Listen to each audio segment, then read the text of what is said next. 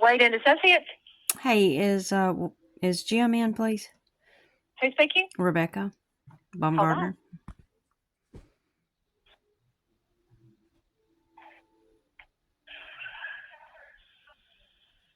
Hey, we're on hold.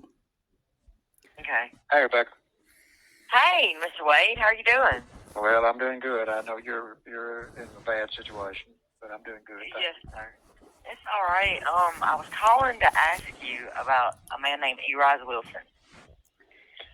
Yeah, I don't know anything about him other than that he called me, and my impression of him was good, and my impression was he wants to help you, but I don't know, and I can't say anything beyond that. Yes, sir.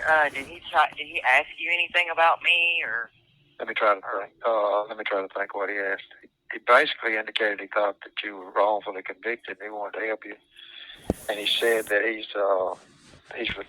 I believe he said he'd retired from some federal service, and that he'd like to try to help innocent people. It was kind of his hobby or whatever, and he did it. I think he said he does other investigative work, but sometimes he helps people for free if he thinks they're innocent. I think that's the substance of what he said. Okay. Did he ask you for any information? I'm trying to remember what he asked me.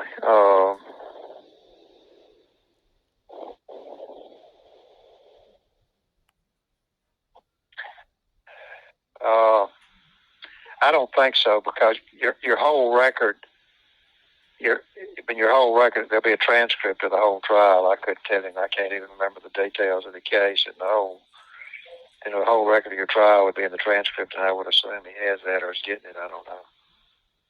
Okay, well, I wanted to let you know, just in case he contacts you again, that he is not who he says he is. We have determined that he is, his credentials are not real, and we've confirmed this through investigation and speaking to former law enforcement in Columbus, Mississippi.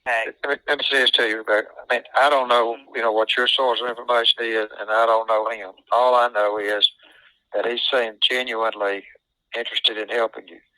Now, whether I was skeptical when he told me that he formerly worked for the federal government, I don't know why he would tell me that. Yes, sir.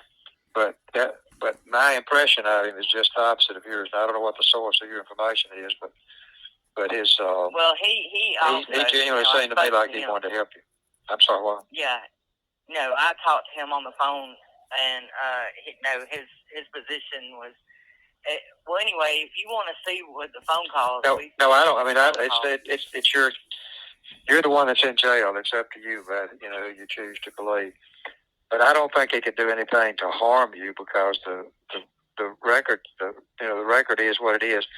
You have, tell me the name of your court-appointed attorney for the appeal. Is it Holmes? He's a really good lawyer. And it Holmes.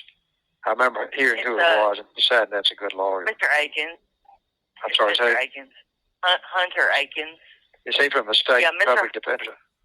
Yes, sir. He is. Well, that state public defender's office is really good. It's not like it used to be, so they may. Yes, sir. They could have a chance on appeal. Yeah, they're really good lawyers.